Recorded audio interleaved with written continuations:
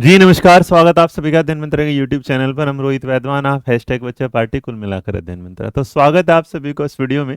इससे related video मुझे लगता है कि आप कल रात से बहुत सारी चीज़ें देख चुके हैं, लेकिन कल रात से क्या, चलो आपको लेके चलता हूँ थोड़ी बहुत दूर पहले, क्योंकि देखिए मेरा काम होता है किसी वीडियो को बिल्कुल एकदम उसका ना पोस्टमार्टम के साथ आपके साथ लाना, ताकि आप तक जो खबर पहुंचे उसके बारे में आपको संपूर्ण जानकारी हो, कि सिर्फ ऐसा नहीं कि खबर आई और वीडियो बना दी गई और उसके बाद उसमें अरे यार। तो जब मैं इस वीडियो को क्यों नहीं बनाया, इसके पीछे रीज़न ये था कि मैं आपको एक पूरी चीज़ बता दूं कि क्या हुआ था। हुआ ये था कि ये वैकेंसी जो 48,000 पद आपके सामने दिख रहे हैं जो आने वाले हैं, इनके लिए मैं आपको लेके चलता हूँ एक साल पहले। कितना, पूरा एक साल पहले लेके चलता हूँ।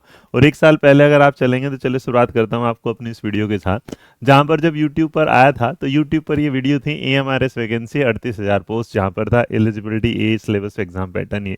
और आप इसे अगर यहाँ देखेंगे तो आपको दिख जाएगी ये पूरी वीडियो। अगर देखेंगे तो 121 के व्यू जो यहाँ पर है और 11 मंथ एगो वाला। ये सेम खबर थी जो तब दी गई थी, सेम खबर थी जो अब आ रही है। तो गवर्नमेंट इस पे पहले चर्चाएं चल रही थी जब ये बात हुई कि 38,000 पद आने वाले हैं, तो इन पर बहुत ये रहा कि आएंगे आएंगे, बट आते आते देर नहीं दुरुस्त हुई, या क्या बोलूँ इसके बारे में। फिलहाल ये कि चलो इस वैकेंसी पर आखिरी मोहर अगर स्टैंप है कल, क्योंकि मिनिस्ट्री ने अपनी साइड से एक ट्वीट करके दिया है, तो एक अच्छी बात है। इसका मतलब 38,000 जो वैकेंसी थी आज से एक साल पहले वाली शायद अब पूरी होने वाली है। तो अपनी तैयारी को आप आज से शुरू कर दीजिएगा। बाकी इससे रिलेटेड मैं कुछ इंटरव्यूज हैं जो हमारे AMRS के जो स्टूडेंट हैं जो अभी जॉब कर रहे हैं, मैंने जब बात करी KVS AMRS और NVS के साथ, तो AMRS का जो इन्वायरमेंट है वो बहुत बढ़िया बताया जा रहा है कि उन्हें अच्छे से खाना पीना रहना और बहुत सारी चीज़ें के साथ जो इन्वायरमेंट है वो बहुत बढ़िया मिल रहा है। कुछ लोग राजस्थान में इधर की तरफ हैं, कुछ इधर, तो बहुत बढ़िया वाला इन्वायरमेंट है। तो अगर आप तैयारी कर रहे हैं तो TGT PGT तैयारी। अब TGT PGT की तैयारी करने के दौरान आपके सामने सवाल आता है eligibility, syllabus, selection process, exam pattern और एज लिमिट। तो भैया ये जो 5 सबसे ज़्यादा जरूरी चीज़ें होती हैं आपको पता होने चाहिए। अब आपको इसको पता होने के लिए क्या आपको लगता है कि मुझे आपको ये दिखा देना चाहिए कि ये है कि भाई एम्पावरिंग कर रहे हैं ट्राइबल एजुकेशंस को, एकलव्य मॉडल। सोचेगा मिनिस्ट्री इतने एक साल बाद, एक साल पहले भी मिनिस्ट्री ने इस पर बात की थी, एक साल बाद भी कर रही है, और यहाँ पर भी क्या है, ये रहे पूरे 38,000 टीचर का।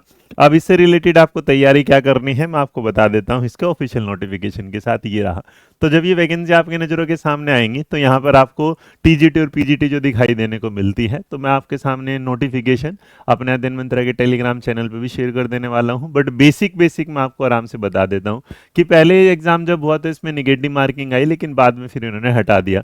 तो सिलेक्शन प्रोसेस में जो देखा गया, तो ये TGT का पैटर्न है, और TGT के में 5,660 वैकेंसी हुआ करती थी उस टाइम, और 5,000 इसके लिए जो दिया गया। तो पेपर जो आता है ना, लगभग लगभग जैसा आपने KV को देखा वैसा आता है केंद्रीय विद्यालय का। तो केंद्रीय विद्यालय के इस पेपर में जिस तरह आपके हिंदी इंग्लिश आती है, तो मैं यहाँ से बता दूं कि इंडिया का जो भी सिटीजन है वो इस फॉर्म को भर सकता है, चाहे वो कोई भी स्टेट से हो, पहली बात। दूसरा, उसके लिए TGT जो सब्जेक्ट मेन होते हैं हमारे, वो ये English, Hindi, mathematics, science, social studies, third language और लाइब्रेरियन का, वो अलग चीज़ होगी। इसके प्रोसेस में मेरे बच्चे जो TGT का बेसिक वो है, उसमें ये कह देते हैं कि आपके पास जो होना चाहिए 120 नंबर का जो होगा ऑब्जेक्टिव टाइप, और 30 नंबर का लैंग्वेज का। लैंग्वेज में भी हिंदी, इंग्लिश और एक रीजनल लैंग्वेज का जिक्र कर दिया जाता है, जैसे ये रहा। तो TGT में जो third language, that medium of test of part with domain knowledge will be concern third subject, जिसके लिए आप अप्लाई कर रहे हैं, रीजनल सब्जेक्ट। अब इसके अलावा अगर आप देखेंगे तो इस एग्जाम पैटर्न में जो बेसिक सी चीजें आती हैं, आप अगर देखेंगे तो जनरल अवेयरनेस जो होगा, मतलब GK 10 नंबर की है, 10 ही क्वेश्चन आएंगे। रीजनिंग 10 नंबर की, ICT 10 नंबर की, टीचिंग एप्टीट्यूड 10 नंबर का।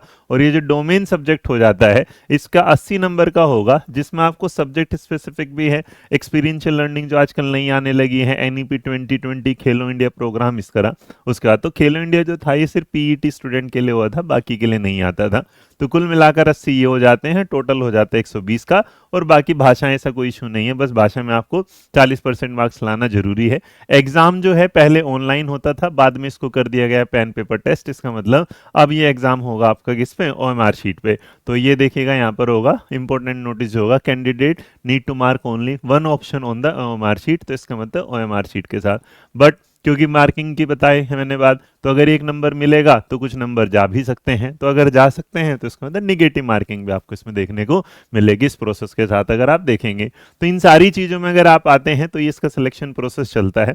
जब आप डिस्प्ले कर दिया जाता है, दिखा दिया जाता है और आंसर की में बाकी कोई चेंजेस ऐसे नहीं आता। अब सिलेबस ऑफ एग्जामिनेशन जो इनकी वेबसाइट पर है वो ऑलमोस्ट एनसीईआरटी को फॉलो करता हुआ आपको केवीएस का सिलेबस देखने को मिल जाएगा। इसके अलावा आपको इसमें जानने की ज़्यादा ज़रूरत नहीं है। बाकी कुछ जानकारी जानना चाहते तो आप मुझसे जान सकते हैं। आप कमेंट बॉक्स में अपना मैसेज लिख सकते हैं कि आपको किस चीज़ पर बात करनी है या कोई ऐसी चीज़ जो आपको समझ में ना आई हो। एसेंशियल क्वालिफिकेशन और सब्जेक्ट कॉम्बिनेशन में आपका इशू आ सकता है, तो सब्जेक्ट कॉम्बिनेशन के इशू के लिए मैं बता दूं कि आपको मेरे को अलग से एक एक वीडियो देनी पड़ेगी हर सब्जेक्ट की। बट हाँ, इतना है कि सीटेट का जो पेपर 2 है वो आपके पास होना चाहिए। इस मतलब को टीजीटी के लिए आपको दिमाग में रखना है कि अगर आपके पास सीटेट का पेपर है 2 तो आप इस फॉर्म को इजीली भर सकते हैं, अदरवाइज नहीं। फॉर ऑल टीजीटी अगर देखा होगा, pass the central teacher eligibility test conduct by CBSE with the guidelines, तो इसका मतलब बीएड डिग्री तो आपको बताइए वो होनी जरूरी है।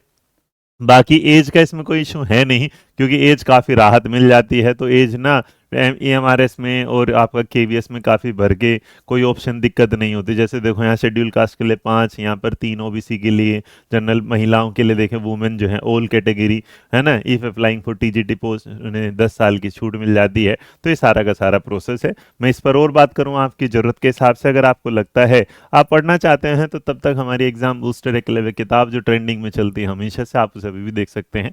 बाइलिंगुअल बुक है, जाके हमारे कहाँ से ले सकते हैं, अमेजोन से। बाकी लिंक इस वीडियो के नीचे होगा। वीडियो आपको खास तौर पर अच्छी लगी होगी क्योंकि मैंने आपको एक अद्भुत तरीके से बस आसान चीज़ों में बता दिया कि जहाँ पर मैं आपके सामने ही रख रहा हूँ। तो आपको याद रखना है एलिजिबिलिटी के क्राइटेरिया में आपके पास बीएड होना चाहिए, सीटेट होना चाहिए, उम्र आपकी 40-45 के आसपास भी होगी तो चल जाएगी, बट कम ही रही तो ज़्यादा अच्छी है ना। एग्जाम पैटर्न मैंने डिस्कस कर दिया। सिलेबस इसका सेम टू सेम केवीएस वाला होता है। एनसीईआरटी 12th क्लास तक आपको पढ़नी होती है। एज का कोई टेंशन है नहीं। और सिलेक्शन प्रोसेस में आप है ना पीजीटी के साथ इंटरव्यू मिलते हैं, टीजीटी के साथ इंटरव्यू नहीं मिलते। कुछ नया अपडेट आता है तो बात अलग है। तो खुश रहिए, मुस्कुराते रहिएगा, ध्यान रखिएगा अपना। नया साल आया है, कुछ तो लेके आएगा ही, यही सोच के साथ हम कहते हैं नया साल कुछ लेके जाएगा, हम कहते हैं कुछ लेके आएगा। जय हिंद, जय भारत, नमस्कार।